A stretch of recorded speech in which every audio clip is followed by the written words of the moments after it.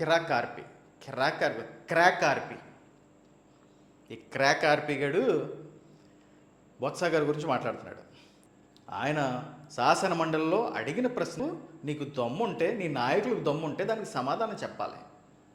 అంతేగాని బొత్స గారి గురించి బాడీ షేమింగ్ చేస్తావా?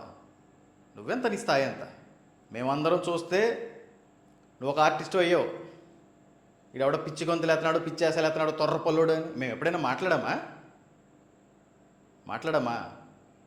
నీ ఫేస్ ఇలా ఉంది, నీ పళ్ళు ఇలా ఉన్నాయి, నీ జుట్టు ఎలా ఉందని ఎప్పుడైనా మాట్లాడామారా ఆర్పి? అది పద్ధతి కాదు. పద్ధతి నేర్చుకో ముందు. రాజకీయాలు ఎప్పుడు శాశ్వతం కాదు, అధికారం అంతకంటే శాశ్వతం కాదు. నీకు నచ్చినట్టు మాట్లాడుతూ ఉన్నావు, అన్ని రోజులు ఒకలా ఉండవు. ఆర్పి, ఒళ్ళు దగ్గర పెట్టుకుని మాట్లాడు. ఏం మాట్లాడుతావు నువ్వు? బొత్స గారి గురించి మాట్లాడే స్థాయి అనేది.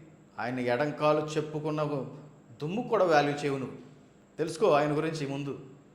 తెలుసుకోకుండా ఇంకొకసారి పిచ్చి పిచ్చి వాగుళ్ళు బాగా ఉంటే ఆర్పి నీకు మర్యాదగా ఉండదు.